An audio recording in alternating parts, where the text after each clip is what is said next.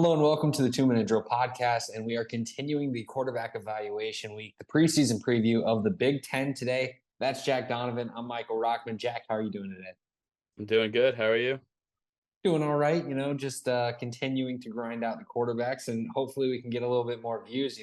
The audience just hasn't been engaged. I don't know what it is, but I feel like we're putting in good work. We're just going to keep going with it, and Absolutely. without further ado, we might as well start off. We're going alphabetical order by school, so we're starting with Illinois in the Big Ten, and that's Luke Altmyer. Personally, I really didn't see it. I was really excited when Altmyer transferred from Ole Miss to Illinois. I thought he was going to be potentially an intriguing college starter, and he still is. There's stuff to be excited about with his game, especially in the short to intermediate game. I think he has nice arm, nice velocity, but I didn't see consistency with his ball placement. I feel like he struggled when it came to finding throws that were closed windows, and he had to kind of zip it in. He would kind of let up on those passes. So I feel like there's a little bit that is lacking in that regard, and it left some more play to be desired that I just didn't see right now. Yeah, I was in a similar boat. They had a pretty good 2022, and I think they were kind of hoping to continue that momentum with Altmyer under center, and it didn't really end up that way. I think he just kind of struggled a bit, and then he got hurt, and then didn't really get the job back when he was no longer hurt. And I think this is a big year for him if, he's looking to make that step into being sort of an alpha. I agree. I was really not really there with the accuracy, not consistently at least. And I thought he was decently physical with the athleticism. I thought his arm was okay, but the consistency just wasn't really there, both game to game and down to down. So he definitely needs to kind of improve on his consistency and his ability to string together, plays, drives, games, etc. If he's going to be a serious prospect in what's a very crowded class. 10 interceptions in 9 games started is not the move, especially if you are trying to build your case as an NFL prospect. There's still potential there, and it seems like they're okay with him being the start of the season. So hopefully there's another step. But right now there's a lot of work to do. But moving forward, we're going to Indiana. Kurtis Rourke transferring from Ohio. 2023 was a little bit of a confusing season for him just because he was coming off of a knee injury. There's definitely some games where it looked like that was still the case, where he wasn't 100%. Had some moments where he re-injured his knee, and that is definitely still a concern and something that will be monitored. But this is an interesting move because Cignetti could have really kind of brought in Jordan McLeod to Indiana, and I don't think anyone would have batted an eye, but instead he went with the MAC quarterback, Kurtis Rourke, that I think is exciting. I like some of his 2022 tape. I think there is some flashes in the 2023 game. I am a little concerned about the overall downfield attack. I think right now he's very much more of a mobile, short to intermediate type passer, but I do think there are some interesting moments on film to where I'm willing to kind of give him that late day 3 grade as a we'll see what happens more so than confidence in what he is right now. Yeah, I think that was the big thing from his 2022 was that his deep ball was a lot more productive.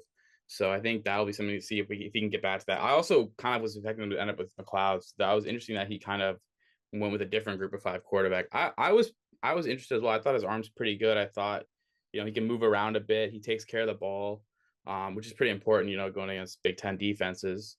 So it'll be interesting. I think if he can recover his 2022 form, then this is a draftable guy. If it's more like last year, then maybe I'm not quite there. But I think Cignetti's a good coach, so I'm pretty optimistic. I think he's a guy we'll be talking about in the spring in some form or another. Yeah, and he kind of checks those boxes as a player that could very easily fill into that kind of rising quarterback where we saw him show some flashes when he was younger, but he got injured and sort of got sidetracked on his development path. Now another year fully healthy, fully recovered from a knee injury that really kind of sidelined him and had his issues in 2023 because of it. So, I mean, maybe it's a fully healthy year and we start to see Kurtis Rourke with another step forward, another year under his belt, and he kind of shows some great flashes and really rises up the board more than expected. Moving forward to Iowa, another quarterback that got injured, Cade McNamara, came from Michigan, was battling with J.J. McCarthy for a bit. McCarthy eventually got the nod, and it obviously worked out for the Wolverines. McNamara transferred to Iowa, got injured pretty quickly, but was a quarterback that I think had some intrigue. I think there's a lot of moments on tape, both in his Michigan tape and Iowa tape, where he's making some throws over the middle of the field that most quarterbacks aren't really doing at the collegiate level that I am really excited about. I think he's a very promising game manager type. Iowa kind of just needs efficiency and dependability at quarterback. And I think this team is going to take a huge step forward. And that's something that I think McNamara can deliver on. As far as being an NFL prospect, though, I do have some questions about what he can be in terms of just having that overall tool set to push the ball downfield consistently, the ability to kind of make plays with his legs, more so than extend, which he can kind of do. And I do think that just that downfield presence and that overall velocity on his passes isn't there to really take him to that next tier. But I do like him as a college quarterback. And if someone were to say, hey, this is a guy that was efficient for Iowa all of 2024, led them to a 10-win season, and some team's going to take a risk on him in the draft, it wouldn't entirely shock me just because I do think he's very efficient. Yeah, I'm in a similar boat. I'm a little nervous about the injuries. I think it's the last 2 seasons he's had severe year-ending injuries, which is, not something you want to see for a guy you want to spend a draft pick on. But I mean, it's an Iowa team, the whole deal is the great defense and the offense hasn't been there. I think he's good enough as a college quarterback, assuming he comes back, at least remotely close to what he was before the injuries. I think he's good enough to lead them to a strong season and put up some good play. I'm not, similar to you, not quite there as far as NFL prospects. I think, he doesn't really have that sort of, money trade or like it factor to the point where he's someone I would want to gamble on, especially considering the injuries. I think if you've got an injury history like that, you've got to be, really good to be worth gambling, like a Michael Penix, for example. And I'm not sure that McNamara is there for me.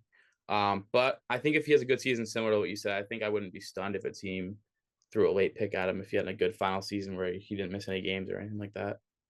Yeah, and I think what's really curious about this next guy is he's almost the exact opposite. We're going to Maryland. MJ Morris, similar in terms of just the wait and see aspect for the season, but man, tools wise, Morris may have the strongest arm in all of college football. The passes that he has shown on tape just in his limited time at North Carolina State, he's putting absolute velocity on his throws, making some deadly tosses downfield. I mean, this is a guy that can move around a bit, can send the ball flying. But the big question is, where is the accuracy going to come in? When is the processing going to come in?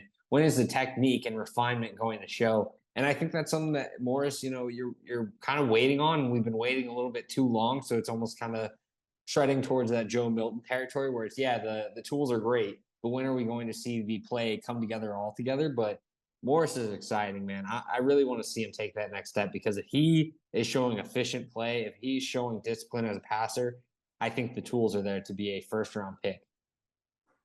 Yeah, I wasn't quite to that level with his arm. It's definitely very good, though. And I'm interested to see how he does because I think this is his first season where he was like the starter going into the year, if I'm not mistaken. So it'll be interesting if he can hold the job and how well he does. I like the Milton comp. I think he's a little younger here and a little bit earlier on in his career getting that opportunity to start. So hopefully he does a little bit better job of playing and developing. But I'm interested to see how he does. I think the accuracies work, but it's not, the biggest body of work to go off of.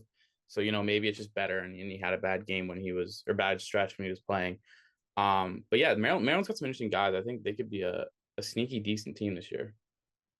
Yeah, I'm really excited about them, and I think Locks is a good coach. It's just about getting the pieces around him. Caden Prather is going to be a very nice receiver for him, so hopefully that kind of helps make the job a little bit easier. But it's going to be interesting. I really like Morris's upside. It's just, it's easier to get the egg than to actually hatch. So we're going to see what happens for Morris, but I'm curious to see if he can unlock that potential because there's plenty of it. Moving forward, though, to Minnesota, Max Brosmer coming from New Hampshire. It's going to be an interesting year for the Row the Boat crew because this is a situation where they knew they needed a quarterback. They went down to the FCS level to get their guy, a very productive passer, a guy that wasn't afraid to attack downfield. I thought his release was actually very impressive because it's so quick. It's very concise, very compact, and I really like that, especially when it's not taking much off of his passes. Overall, though, I mean, it's hard to watch a lot of New Hampshire tape. I was kind of searching up like the Dylan Laub cuts and just kind of watching since he's so involved in the passing game. So I was trying to watch him through that so that I could get as much as possible. But there isn't a ton of New Hampshire film out there, which made the evaluation kind of difficult. But there are some nice flashes. I think the willingness to attack deep and the efficiency he's shown when doing so was impressive. I didn't see a lot in terms of arm talent, but it was more like he didn't have a bad arm and he was willing to do it at a consistent rate to where he kind of falls into that middling tier where I'm comfortable with him doing it at the FBS level and doing it in the Big Ten. The footwork's nice. I think he's very quick with his feet. He drops back well. Everything in terms of quickness is there. It's just now unlocking that and showing he can make that jump from the FCS to the Big Ten where, that's going to be obviously much more difficult. Yeah, I was intrigued. I thought, he's nothing like spectacular or out of this world, but I thought, he does a nice job under pressure. I thought he was really composed, which is not super common for lower level quarterbacks. Obviously, we'll be seeing a huge jump in competition, so who knows if he can hold it up. But I'm really intrigued to see how he does. I think like you said, the arm's pretty good. I thought there were a couple of those like really hard sideline throws that maybe the arm was not quite there for those, but overall, I was pretty impressed with him as a passer. I think he's only got 1 year, so it's going to take a big one for him to really get, some serious draft type, I think. But, I wouldn't rule it out. I don't think this is like a complete nothing burger. I think there's definitely something there. Yeah, and I'm really excited too. We keep naming receivers for these guys, but I really like Daniel Jackson. I think he's a guy that's had my attention for a while, and he showed that he can make some really nice plays downfield. So now that they're getting a quarterback that can sort of unlock the offense a bit, they can also rely on that run game to keep defenses crawling up, coming closer to the line of scrimmage, and then beat them over the top. And it'll help a lot because that's been a big issue for Minnesota is there's been no quarterback play going on. Not necessarily to the degree of Iowa where the offense has just been doing nothing, but having that QB play, and if you're able to kind of take a balanced approach in that attack, you're going to be having a lot better of a season. So I'm excited to see what can happen. I trust Fleck to get something done. Moving forward, though, to Ohio State, a quarterback that has had plenty of intrigue this offseason, going to the Buckeyes from Kansas State, Will Howard. And this is a guy that, was one of the more coveted pieces in the transfer portal, one of the best passers that was entering and changing their teams. This is someone that, he was splitting last season with Avery Johnson, but was definitely the primary passer of the team. It was just they liked Johnson's athletic traits and mobility, so they brought him in for running opportunities mostly. Howard has spoken about that, said that he's not necessarily as much of a scrambler, and Kansas State wanted him to use his legs a lot more. Going to Ohio State, not that they're necessarily just sticking him in the pocket and making him stay there, but they are going to be relying on his arm a lot more. Watching the games, I think it was a mixed bag for me when it came to Howard. I thought there were some nice throws where he put the ball in a seam and he was able to fit into tight windows with great touch. And there were also moments where maybe the traits could have been a little bit better. The spring game for Ohio State didn't look super promising for Will Howard as he kind of looked in the same tier as all the other quarterbacks there with the Buckeyes. But I do think that's partially just getting familiar with the system, getting into that new team and scheme. So it's something to watch. I do think that he's going to be good enough for this Ohio State team to potentially win the Big Ten or at least make the playoffs, and I'm excited for that. But I'm kind of expecting him more to right the ship than be a legitimate prospect when it comes time for the NFL draft. Yeah, I was never really super into him when I was just watching games, but when I turned on the tape this summer, I was pretty intrigued. I thought it's funny you mentioned the scrambling stuff because I thought he was a decent athlete. But I guess if it's not his game, it's not his game. I liked his arm. It was not like mind blowing, but I thought he's got a pretty good arm, like an NFL level arm. I think he can kind of improvise a bit. The one thing I don't love is I think his processing needs a little bit of work. I think he kind of locks onto his primary read, and that sort of is kind of a big thing when you're looking at someone making the jump to the NFL. But I think with the amount of talent around him at Ohio State that, he won't be CJ Stroud, but I think he'll have a really good year. And I think if he does a really good year, then he could definitely up, maybe not like round one, but into like the middle rounds type of area. I wouldn't be surprised at all. I definitely wish Ohio State was a little bit more aggressive going after Cam Ward, but I think Howard is definitely a good piece for them and probably the, I don't know, third-ish best quarterback they could have ended up with. So I think they'll be great. I think even with Harrison leaving, there's, so many receivers there. So he's going to have no problem distributing the ball. Yeah, I'm excited to see what happens. Ohio State has sort of not been in this territory where they're entering the transfer portal type of market rather than relying on some of their homegrown recruits and stuff. So I'm excited to see what happens for the Buckeyes, and obviously the weapons surrounding him and the overall team roster is going to be there. So now it's on Howard to prove that he can play high enough at a level that can help the Ohio State team kind of recapture that Big Ten conference. But it won't be easy, especially with some of the new additions. And one of the new additions is Oregon, who has Dillon Gabriel coming in from Oklahoma, another high-end transfer portal quarterback, one that's more seasoned than probably any other passer that entered the portal this year. He's an efficient guy. I think in the short underneath game, he makes a lot of nice plays. In the deep game, he has some nice touch, despite maybe having a middling arm when it comes to the overall arm strength. I think he's going to be in for a big season because he's a perfect kind of scheme fit for this Will Stein offense. He came from a Jeff Levy system that I think operates with a lot of similar type of play calling and stuff. Oregon needed someone to replace Bo Nix. I don't think that Gabriel's going to light it up that like Nix did, but I do think he's going to have similar type of production to where while I wouldn't expect Gabriel to necessarily be a highly coveted draft prospect, I do think that he's going to play at such a rate that gets him kind of drafted in that Max Duggan type of range where it's, the production was there to where we have to try to take this guy. And Gabriel's probably going to be one of those situations where he helps Dan Lanning and this Oregon Ducks team make it to contending for the Big Ten and probably making the playoffs. Yeah, I'm in a very similar boat. He's not a guy I'm super high on, like from a personal standpoint, but I would be stunned if he doesn't end up drafted. And I completely agree that he's a good fit for this Oregon offense. I think the production will be there. Even losing Troy Franklin, they bring in Evan Stewart. They've got plenty of weapons around him. The run game still there with Jordan James. I think Oregon's in for a big year, and I think Gabriel's in for a big year, and that's going to probably get him into that. I think he might go a little bit higher than Duggan, even maybe in like a middle round, like 4th or 5th type of range. But yeah. It's for me, I'm not blown away by the arm. I think the mobility's there, but it's not, game breaking or anything like a Jaden Daniels. So I'm just kind of meh on him as an NFL guy. But I think, as a college quarterback, you can't do much better. And I think for their scheme specifically, he's probably, the best option out there for them. Yeah, and another very likely drafted quarterback whenever his time comes, Drew Allar out of Penn State. Another guy that is sort of toolsy more so than ready, but you turn on the first couple weeks of Penn State season last year, and Allar looked like a sure thing, future first round pick.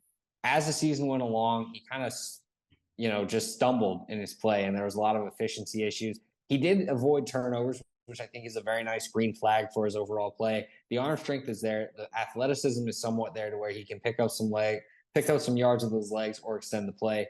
But the big question mark is, how much of that is going to be involved in his game? Because he's not necessarily like a Josh Allen where you're relying on his legs to get you like 10 to 15 carries a game. This is someone that can extend plays, but he's probably not someone you're wanting to run around with a lot.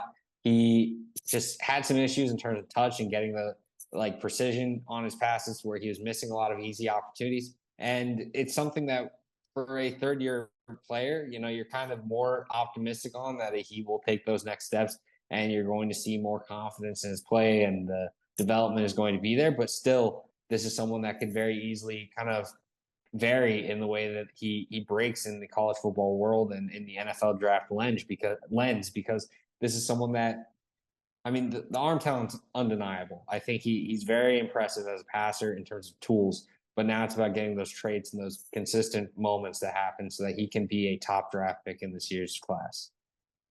Yeah, I don't know. Maybe it's just because I'm a Bills fan and saw how Josh Allen went, but I can't help but be excited about the arm. I think it's probably the best in this class for me. And like you said, I think the ability to avoid not just turnovers but also sacks has been good. And I think that's pretty different from what you see from a lot of these raw strong arm guys. Usually they're kind of gunslinger types. Allar is more just. He avoids the negatives, but also, doesn't have the accuracy to really, create enough positives right now, on a consistent basis. I think if that gets better, then, this could obviously be as high as like a top 10 pick or something. I'm not sure it's going to happen in 1 year, maybe more of a 2026 guy for me, but I'm very excited to see how he does. I would like to see him get a little better, as kind of an improviser with his arm. I think the athleticism is pretty good, but he's not really a lateral guy. He can run a little bit, but he doesn't really bail out. I don't know if he needs to do a lot, much like a Josh Allen, for example, but I think if he can do it a little bit, it would make him a lot more dynamic of a player and a lot more dynamic of a prospect. But I'm excited to see how they do this year. They've got both their star running backs are back. They've got a ton of talent on both sides of the ball. The Big Ten just got a lot better with Oregon, USC, Washington, etc. coming in, but I think Penn State, they'll be up there if Allar can take a step. Yeah, if I had to guess, he probably got advised by the coaching staff of, hey, we got Fashanu, we got Wallace at our offensive tackle spots. You need to stay in this pocket, stick around, and make sure that we are keeping it in structure because right now, we need to be as competitive as possible. And I think this year they're going to rely on him a little bit more, trust him a little bit. So I think he'll get more opportunities to kind of freelance and make some extensions on the play. But there were moments last year. That West Virginia game, you turn it on, you're saying this is easily a first-round prospect. But there were other moments where he just looked very off the mark and inconsistent. So I think maybe if he gets more comfortable in that pocket and he is kind of allowed to work more to his strengths, then maybe we could see him take that next step pretty easily. And I know the NFL likes him a lot more than most of the fans out there, and I wouldn't bet against the NFL right now until proven otherwise. Yeah, I think also a big part of the fans' attraction is that a lot of his tough games were against the high level competition down the stretch, like Ohio State and Michigan. That kind of leaves a sour taste in people's mouths if you're not putting on your best games against the best teams out there. So I think that'll be another thing that's big from this year is when they've got those top teams in the schedule. I don't know who they play, but the Oregons, the Ohio States, where if he can put on big games, then that'll go a long way as far as his stock, I think. Absolutely. So moving forward to Purdue, and they got Hudson, a quarterback that transferred in not this past offseason, but the one before it from Texas, started this past year for the Boilermakers, and now is back for another season. Look, I mean, as a recruit, this was someone that was highly coveted, but as he's kind of played, I think there's been some issues that can be pretty easy to see. I'm not sure on the overall upside of his tools. I think he's a little bit smaller. He has some issues in terms of just trying to throw the ball downfield. It's not necessarily that he lacks the ability to zip passes around the field, but it's just once that ball tries to go downfield on those big plays, you can see it start to wane. He moves around a lot. He creates, but I don't think he's necessarily great at doing so in efficient ways to where he can kind of set himself up in the passing game. There's some issues in terms of trying to do too much and trying to extend the play and then not keeping his eyes downfield. And once he tries to get back, it can result in some bad moments. So I don't know. I like Card. I'm rooting for him, especially, I like Texas. So it's easy to root for guys that are from Texas, especially. So I'm hoping he has a good year. I think he's a solid college quarterback, but I just don't see it in terms of NFL prospect. Yeah, I was, a little bit more positive with him. I kind of liked what I saw. I thought, I was watching the Syracuse game and it was just comically unlucky for him. Like, I think he had like 2 picks that bounced off his receivers, and there were like 2 more fumbles that were just completely random. It was just a really weird game, but I thought he makes some nice plays with his legs. I thought, he can work through pressure pretty well, do some stuff off platform, higher at a higher level than most college quarterbacks. I think the arm isn't maybe quite there, like you mentioned. And I think, he tends to put the ball in danger a little bit as well, kind of like you said, with the inefficiencies in his creation out of off platform. But I'm intrigued. I think there needs to be a step if he's going to get drafted or something. But I don't know. I was more interested in him than I thought I was. I'm not sure how much they have around him now that Deion Burks transferred to Oklahoma, but I think if he has a good year, then someone might be interested. But I think he's going to be a kind of guy where I'm just a little higher on him than, like the league is, for example. I get that. And I didn't want it to sound like I was just like overall negative on him. I Yeah. still thought that there were some nice moments as a college QB and stuff. And I like the mobility. It's just trying to combine that into becoming more effective as a passer. I think there's still some work to be done. Yeah. But Definitely. moving forward to Rutgers, probably the guy I'm going to be hardest on when it comes to these preseason evaluations. Athan Kaliakmanis, I believe is the pronunciation. I definitely should have looked that up before we recorded. So apologies there if I messed that up. But decision making was rough. I think the processing is the big issue here. There's some issues in terms of just overall tool set and accuracy that can certainly be called on. But I think the big question mark right now is how are you as a processor? And he struggles tremendously in that regard. I mean, there's way too many passes where he's late making reads, late getting the ball out to his receivers, or throwing into contested situations. And it drastically decreases his efficiency. His completion percentage would probably take like an 8 to 10% bump if he's just like finding better reads. But that's the big part of it. It's not necessarily a tool set issue just in terms of production, because I think the short to intermediate game, he shows some nice velocity on his passes. And he's good at finding like check off moments whenever he's like just settling for the shorter read. But way too many times he's trying to find throws in that short or in the downfield to intermediate game. And there's just so many moments where it's just way too late, way too behind, way too delayed in his delivery. And it's just resulting in some really bad moments.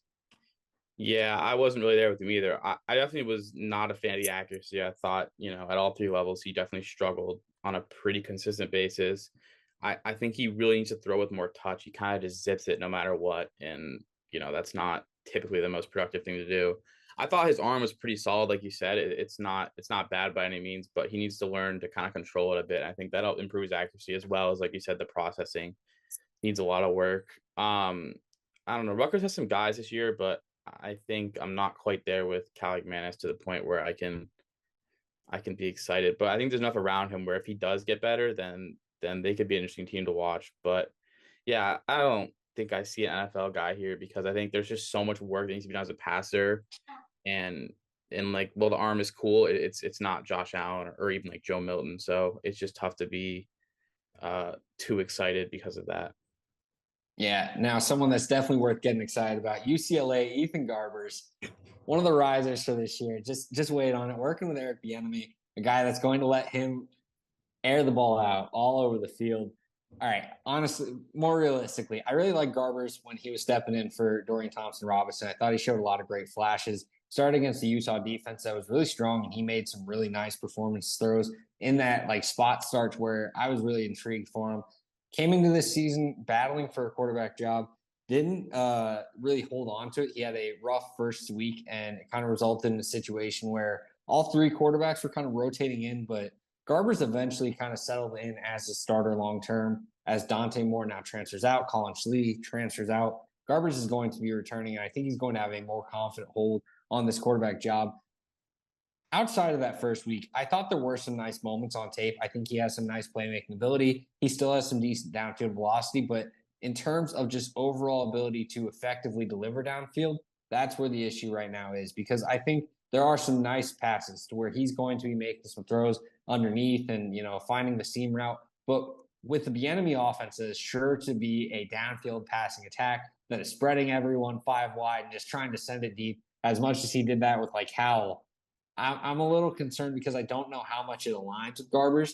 And I do think the tools are there to where I can maybe buy in again and maybe end up heartbroken again. But I do want to see how he adapts to this new offense as the guy, especially in a year where UCLA is kind of operating almost in a nothing to lose type situation because, I mean, they lost a lot this last year. Chip Kelly left kind of late in the offseason. So it's a weird situation, but I'm excited. And I do want to see what can happen for this team because I like Garbers, and I know they have some nice weapons surrounding him. So I don't know. I'm not entirely out on him, but I also understand I'm probably not as high as I once was. Yeah, I completely agree with your evaluation. I like his arm as well. I don't think he's really a threat downfield, which makes me a little bit hesitant with the fit in this offense this year. But I think Bieniemy's competent enough to sort of tailor the offense to what he has around him. In the event that Garbers isn't there as a downfield passer. I also like the weapons they've got. I think he could be in for a good year. Last year was a little bit chaotic. I think having they flipped Dante Moore super late as the number one quarterback recruit in the class. It's kind of got him breathing down your shoulder there. It's a lot of pressure, I think, to really perform, and then he didn't, which makes it even more pressure. I think this year he'll be able to play with a little bit more freedom, and I think that might be beneficial. I like the tools. I could be interested. I think I need to see more consistency. He's not really very dynamic either, so it's tough to get super excited about him, I think. But I think a good year is well within realm of possibility. I think if he has a good year, then there's stuff to be interested in there. Yeah, and moving forward in the same state of California, Miller Moss starting for the USC Trojans. Very interesting because a lot of people were kind of thinking this would eventually be Nelson, but Nelson transferred out. Miller Moss seems to be getting the gig. And, I kind of came in expecting him to kind of fit into that similar mold of like a Hudson Card or Ethan Garbers, but I was very impressed with Miller Moss. I thought there's a lot of anticipation in terms of what he can be in this year for me. And I'm really excited to see what can happen because the arm's there. He's very confident. He can zip the ball. The big question now is timing and processing because I thought that was a big issue in that Wisconsin start to end the season where he was kind of putting it just anywhere he wanted to without really much thought or regard for the defense. And I think that's going to be the big part is reeling it back a little bit, getting a little bit calmer as a passer, making better reads, better timing. But if he can do that, if he can take those steps, I think he's in for a huge season and could be easily the riser of this class. Yeah, he caught everyone's attention with that bowl game against Louisville where he had 6 touchdowns, and I was very impressed watching the game. Oh, Louisville. I don't know why I said Wisconsin. My bad. Yeah. It was Louisville. It wasn't like a 6 touchdown, game where it was like flawless, mind blowing. There were definitely some lucky throws, I would say, but I think overall I was very impressed. The arm's pretty good. That he's pretty accurate. He can move around a bit. He can make some throws at different arm slots. I think there's a lot to like. And then USC was rumored to be going after a bunch of transfer quarterbacks, and they ended up sticking with Moss after the bowl game performance, which I think is a good thing. I'm really excited to see him have a full year starting, and they've got some cool pieces around him too, even with some of the guy they've lost. So I'm very excited to see what he does. I think it's tricky to know if a first year starter is going to declare. I think it would take a really good year for that to happen, but I think the tools are there. I think what he's shown in limited time is very impressive. So I think he's one of those guys who could really rise if he puts it all together. And I think it's very much within the realm of possibilities. Yeah, I think what's most exciting for me is that, the big question mark for USC was always on the defensive side of things, but the offense was there. So if you can get efficient play out of Miller Moss, I mean, this is going to be a situation where, the team's just going to be good. And if the defense under Lynn can really kind of take those next steps and kind of, prove to be competent, which I think the talent's there. It's always just been Alex Grinch for me, and maybe that's giving way too much credit to Alex Grinch even. But I mean, if Lynn can kind of take this defense up to the next step, and Miller Moss can show that he is playing well on offense, I mean, this USC team is going to be very exciting, and they could genuinely make a threat for the Big Ten. And I think a lot of people are kind of dismissing this team, but I don't know. Lincoln Riley's still a great offensive mind. It's not like the offense has fallen off the cliff. It's just they were refusing to make a change on the defensive side of things, and now they have. So let's see what happens. But I'm very excited. But moving forward to Washington, Will Rogers, quarterback from Mississippi State, was one of the most decorated passers in the FBS year in, year out at Mississippi State, operating with Mike Leach. Had a little bit of a down year last year, I think, compared to his usual production. But now he's going to Washington. He was the choice for DeBauer, who eventually took the job with Alabama, but still remains the quarterback under Jedd Fisch. Was quickly in the portal, decided to remain the quarterback there with the Huskies. Look, I was never really a Rodgers guy, even when he was producing at a high level for Leach. I just felt like the tools weren't there. The overall efficiency wasn't there. I do think that he is a smart QB, and I think the experience is going to be able to be seen. But as a prospect, I'm not there right now. Yeah, I think, after Leach passed in this last season, he struggled a bit. I don't know if it was because, he was relying on the scheme or if there were other factors involved, but it's tough to get super excited about that, knowing this sort of information. There's not really anything crazy athleticism wise. The arm isn't super crazy. I think he's pretty accurate. I think he throws with touch nice. I think the anticipation's good. I just don't think he's really a dynamic guy or really, much of a guy who's going to elevate a team rather than just play within a system.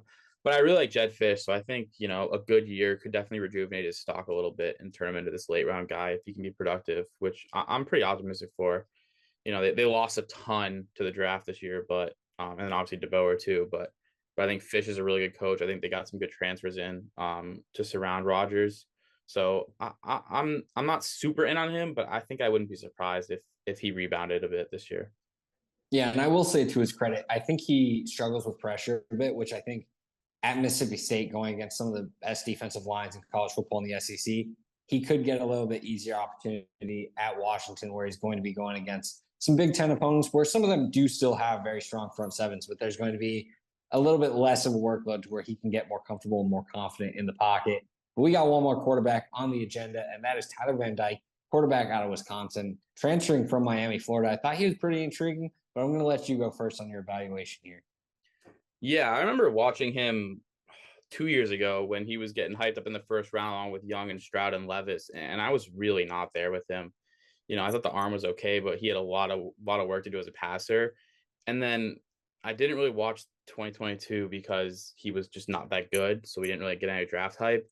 And then I watched tape last year, and I was sort of impressed. I thought, the arm's good, the accuracy took some serious strides. It's not consistent yet, and it's still prone to, some lapses. But I thought, especially in the beginning of the year, I was watching the A&M game, and I was very impressed with some of the throws he was making.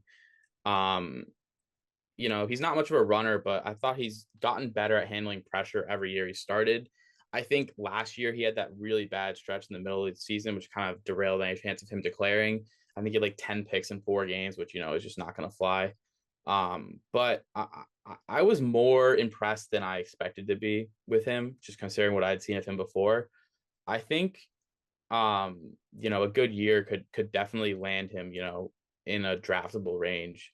I think with who Wisconsin will be playing, with the Big Ten schedule, and he's going to have some pieces around him, but probably not as many as he would have at Miami. So I'm intrigued. I don't know how he's going to do, but I was more impressed last year than I thought I would be with him, and I think the arm is still there, and he's taken some strides as a passer to the point where I could easily see him getting drafted, if he doesn't fall apart this year or have a bad stretch like he did last year.